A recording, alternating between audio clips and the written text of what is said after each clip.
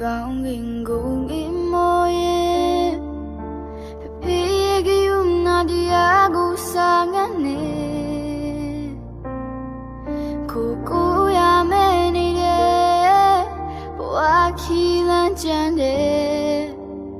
အဖေးရဲ့ကိုလုံးချင်မိတဲ့အဖေးအတေးကိုပြန်တွေ့